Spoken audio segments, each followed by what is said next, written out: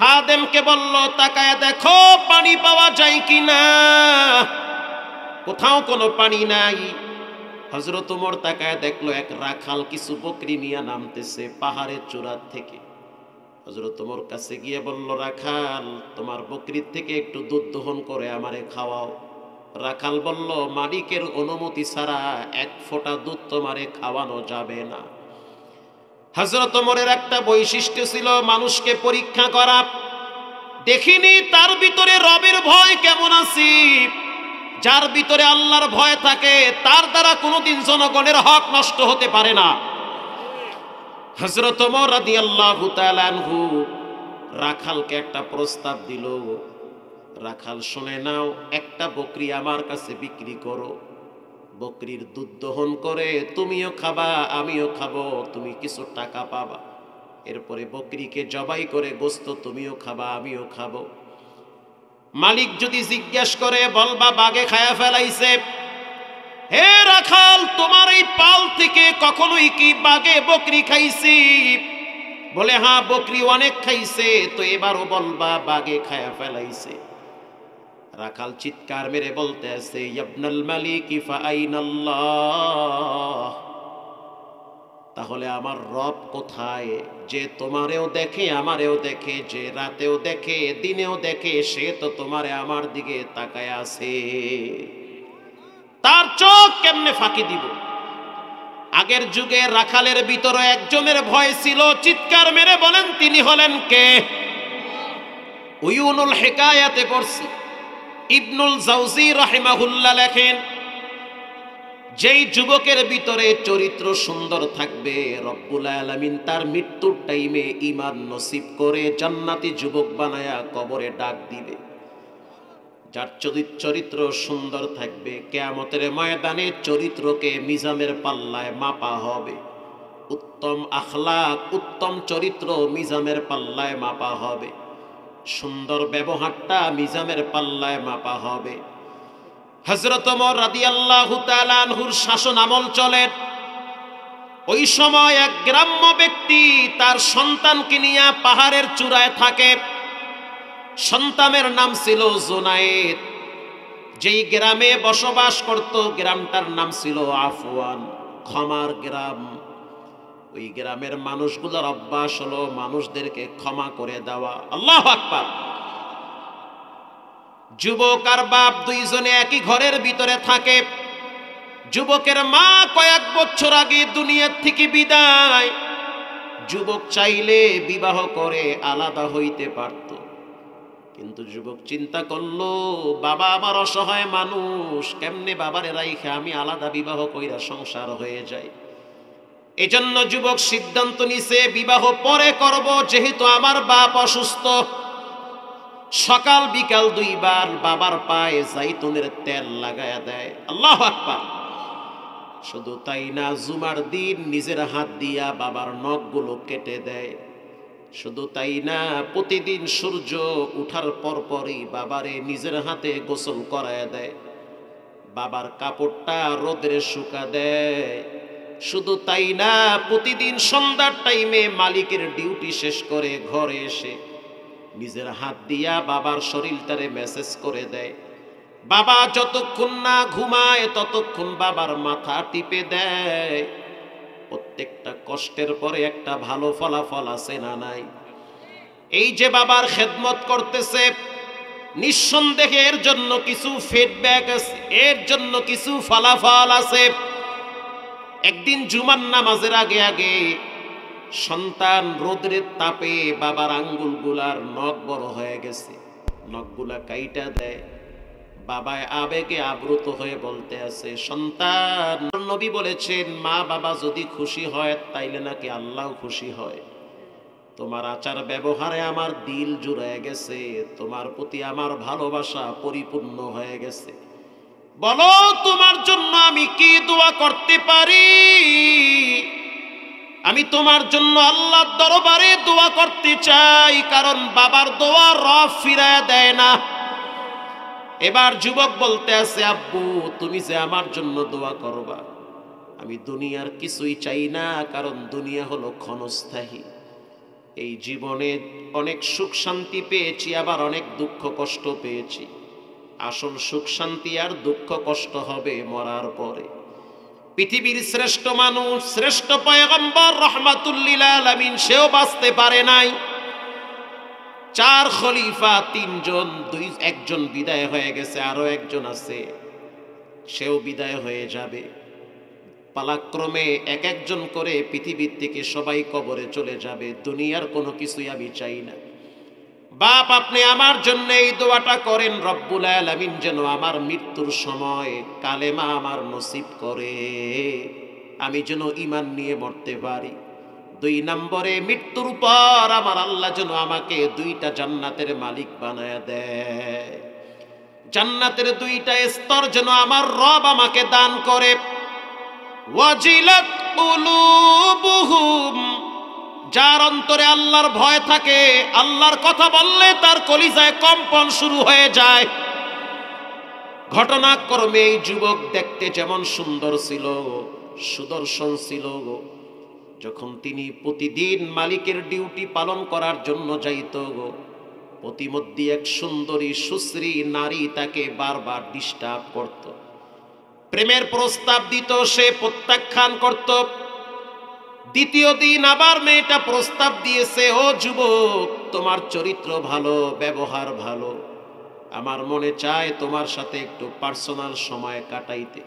আমি দূর থেকে তোমার প্রতি দুর্বল হয়ে গেছি, এই পাহাড়ি অঞ্চলে কেউ দেখবে না, চলো 2 জনে পাথরের উপরে বসে একটু সময় কাটাই। যুবক স্পষ্টভাবে জানিয়ে দিয়েছে, ইন্নী আখাফুল্লাহ, আমি একজনের সবচেয়ে বেশি ভয় পাই, তিনি হলেন কে? ঘটনাক্রমে আরো একদিন মেয়েটা যখন তাকে প্রস্তাব দিল, যুবক আবার তার প্রস্তাব প্রত্যাখ্যান করলো। ঘটনাক্রমে একদিন আবার প্রস্তাব দিয়েছে, আবার প্রত্যাখ্যান করেছে।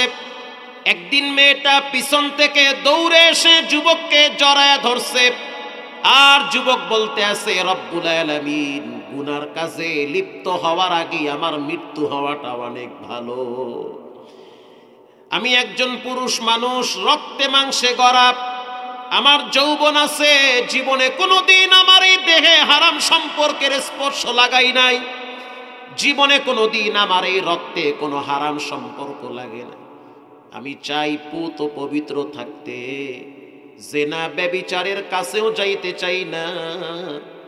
যেহেতু এই মেয়েটা আমাকে এতবার প্রস্তাব দিল, আমি তো প্রতিবারই প্রত্যাখ্যান করেছি, এইবার আমাকে যেহেতু জড়িয়ে ধরছে, তোমার সাহায্য ছাড়া আমার কোনো উপায় নাই। আয় আমার রব, আমার মৃত্যু দেন, আমি মৃত্যু চাই। গুনাহের কাজে লিপ্ত হওয়ার চেয়ে মৃত্যু হওয়া ভালো। বলার সাথে সাথে যুবকের শরীরে জ্বর চলে আসছে, জ্বরের কারণে কাঁপতেছে। মেয়েটা বুঝতে পারলো তার শরীর গরম হয়ে গেছে, প্রচন্ড জ্বরে শরীর কাঁপতেছে। মেয়েটা ছেড়ে দিয়ে ভয়েতে যখন চলে গেল, যুবক সেই পাহাড়ে পাথরের উপরই মাথা ঘুরে পড়ে গেল। পাহাড়ি যুবকরা আইসা দেখতে আসে, যুবক শেষ নিঃশ্বাস ত্যাগ করেছে। তার বাবাকে খবর দেওয়া হয়, আইসা দেখলো পুরা চেহারা হলুদ হয়ে গেছে। বাবায় কাফন দাফন এবার নিজের হাতে সারলো, এরপরে বাবায় নিজের হাতে লাশ কবরে রাখলো। বাপ সন্তানের লাশ নিয়ে যখন কবরে নামে, কবরে রাখার পর বাবা আবেগে আপ্লুত হয়ে বলতে আছে, কবরের মাটি, আল্লাহু আকবার, আমি আমার কলিজার টুকরা সন্তানটারে কবরে রাখলাম, জানি এটা একটা ভয়ঙ্কর জায়গা। আও হুফরাতুম মিন হুফারিন নার, কবর কারো জন্য জাহান্নামের গর্ত, কারো জন্য জান্নাতের বাগান, এটা আমি ভালো করে জানি। কবরের নাফরমানদের চিৎকার পশু পাখি শুনতে পায়, কবরের নাফরমানদের চিৎকার মানুষ আর জিন শুনতে পায় না। এই চিৎকারের আওয়াজ ভয়ঙ্কর আওয়াজ, কবরের শাস্তি ভয়ঙ্কর শাস্তি। বাপ সন্তানের লাশ কবরে রাইখা কানতে কানতে পাগল হয়ে গেছে। ফজরের নামাজের টাইমে নিজে হেঁটে হেঁটে কষ্ট করে মসজিদে নববীতে গেল। মসজিদে নববীতে যাওয়ার পরে দেখলো হযরত ওমর ইমামতির মুসাল্লায় দাঁড়িয়ে আছে। প্রথম রাকাতে তেলাওয়াত করলো সূরা তাহা, দ্বিতীয় রাকাতে তেলাওয়াত করলো সূরা তাকাসুর, আল্লাকুমুত তাকাসুর হাত্তা যুরতুমুল মাকাবির। এই আয়াত তেলাওয়াত করলো মুরব্বি, নামাজের ভিতরে ফোফায়া ফোফায়া কান্দা শুরু করছে। কবরের ভয় তার কলিজার ভিতরে কে যেন হিট মারছে, আবার সন্তানটারে নিজের হাতে কবরে রাখছে। নামাজ শেষ হওয়ার পর হযরত ওমর কাছে আসলো, আয়েশা প্রশ্ন করলো, কি হয়েছে, কেন কাঁদেন? মুরব্বি কোনো উত্তর দেয় না।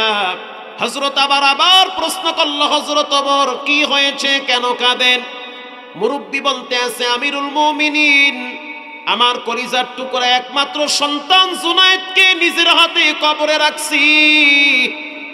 আর কবরের মাটি সম্পর্কে রাসূল বলেছেন, গুনার ময়লা নিয়ে কবরে গেলে দুই পাশের মাটি চাপ দিবে, এমন ভাবে চাপ দিবে হাড্ডি ভেঙ্গে চুরমার করে দিবে। কবরের চিৎকারের আওয়াজ উপরের মানুষ বুঝতে পারবে না, যদি পারতো তাহলে সংসার করতে পারতো না, জংলায় চলে যেত, কাঠ কাইটা জীবন চালাইতো। এ কথা বলার পরে হযরত ওমর বলতে আছে, আমি তোমার সন্তানকে চিনি, তোমার সন্তানের কলিজার ভিতরে আল্লাহর ভয় আছে, তুমি আমারে কেন বললা না আমি তোমার সন্তানের জানাজায় যাইতাম? মুরব্বি বলতে আছে, আমিরুল মুমিনিন, আপনি তো রাষ্ট্রপ্রধান, রাষ্ট্রীয় কাজে আপনি ব্যস্ত থাকেন, এজন্য ডাকি নাই। এবার হযরত ওমর রাদিয়াল্লাহু তাআলা আনহু বলেন, চলেন আপনার সন্তানের কবরের পাশে দাঁড়াইয়া একটু দোয়া পড়ব। তার কবরের কিনারায় দাঁড়ায়া হযরত ওমর রাদিয়াল্লাহু তাআলা আনহু কোরআনের একটি আয়াত তেলাওয়াত করলেন, ওয়া আম্মা মান খাফা মাকামা রাব্বিহি ওয়া নাহান নাফসা আনিল হাওয়া ফাইন্নাল জান্নাতা হিয়াল মাওয়া। আল্লাহু আকবার বলেন। কেউ যদি গুনার ডরে আল্লাহর সামনে দাঁড়াইবার ভয় গুনার থেকে নিজেরে সেভ করে, অন্ধকার রাতে মোবাইলের দিকে তাকাইয়া কি দেখেন? আপনি তাকাইয়া আছেন মোবাইলের দিকে, আর আপনার রব তাকাইয়া আছে আপনার দিকে। আপনি রাত জেগে জেগে পাপের প্রতিযোগিতায় লিপ্ত আছেন, আর আপনার রব জানলার দরজার ফাঁক দিয়া বাতাস পাঠায়া অক্সিজেন দিয়া আপনারে বাঁচায়া রাখে। এই দয়াটা পৃথিবীর কেউ করবে না, একজন করেন, তিনি হলেন কে? হযরত ওমর রাদিয়াল্লাহু তাআলা আনহু যখন আয়াত পড়ল, কেউ যদি রবের সামনে দাঁড়াইবার ভয় গুনাহ থেকে নিজেকে বাঁচায় রাখে, আল্লাহ পাক তাকে একটা জান্নাতের মালিক বানায়। এই আয়াত তেলাওয়াত করার সাথে সাথে কবরের ভিতর থেকে যুবকের আওয়াজ কানে ভেসে আসলো। আল্লাহ রাব্বুল আলামিন যুবকের কণ্ঠের আওয়াজ বাহিরে বের করে দিল। যুবক স্পষ্ট ভাবে বলল, ওয়ালিমান খাফা মাকামা রাব্বিহি জান্নাতান। এরে ওমর, শুনে নাও, আল্লাহ আমাকে একটা জান্নাত দেয় নাই, আল্লাহ আমাকে দুইটা জান্নাতের মালিক বানাইছে। শুধুমাত্র রবের সামনে দাঁড়াইবার ভয়, জেনা ব্যভিচার থেকে নিজেরে বাঁচাইছি। সুবহানাল্লাহ বলেন।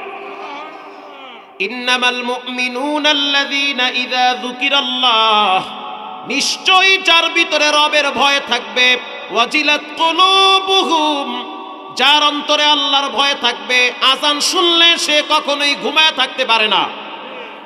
যার অন্তরে আল্লাহর ভয় থাকবে, আজান শুনলে সে কখনোই কাজ নিয়ে ব্যস্ত হতে পারে না। এমনও মানুষ দেখছি খেতে কাজ করে খায়, আজান হওয়ার সাথে সাথে ক্ষেতের ভিতরে গামছা বিছায়া সেজদায় লুটিয়ে পড়ে। এমনও রিকশাওয়ালা দেখছি রমজান মাসে ঢাকায়, তখন আমি ঢাকায় তারাবি পড়াইতাম রমজান মাসে, গ্রামের মানুষদের জন্য কিছু ইফতারি কিনে গ্রামে পাঠাবো। সদরঘাট যাওয়ার সময় তখন ড্রেনের কাজ চলতেছে, চক বাজার থেকে সদরঘাট যাব, ড্রেনের কাজ চলে, সামনে রিক্সা আগায় না, জ্যাম লাগিয়ে গেছে। ডান পাশের রিক্সা এক মুরব্বি, দুইজন প্যাসেঞ্জার তার রিক্সায় বসা। যখনই আসরের আজানের ধ্বনি কানে ভেসে আসলো, রিক্সাওয়ালাকে দেখলাম রিক্সাটা আস্তে সাইড করে বলতে আছে, স্যার সামনে আর চাকা যাবে না। কেন যাবে না? কারণটা কি? আমরা তো আপনাকে ভাড়া দিব, মাগনা খাটাবো না। রিক্সাওয়ালা বলতে আছে, শুনে নেন, আপনারা যেমন আমাকে ভাড়া দিবেন, আপনাদের বস যেমন আপনাদের জন্য সদরঘাট অপেক্ষা করে, আর আমার বস আমার জন্য মসজিদে অপেক্ষা করে। নামাজের টাইম হয়ে গেছে, মসজিদে যেতে হবে, ভাড়া বাড়ায়া দিব। এই কান দিয়ে শুনছি রিক্সাওয়ালার পরিষ্কার কথা, 1 লক্ষ টাকাও যদি দেন রিক্সার সামনে 1 পাও আগাবে না। কারণ আজান হয়ে গেছে, যার উসিলায় চলি তারে যদি না চিনি, আল্লাহ আমার পায়ের শক্তি দিছে বিদায়ে তো পেট্রোল দিতে পারি, হাতের শক্তি দিছে বিদায়ে তো আমি হ্যান্ডেল ধরেছি, এখনো জীবিত রাখছে বিদায়ে তো রিক্সা চালাইতে পারি। তারে যদি খুশি না করি সামনে কিন্তু কপালে বিপদ আছে। এটা হলো রবের ভয়। وَإِذَا تُلِيَتْ عَلَيْهِمْ آيَاتُهُ زَادَتْهُمْ إِيمَانًا وَعَلَى رَبِّهِمْ يَتَوَكَّلُونَ।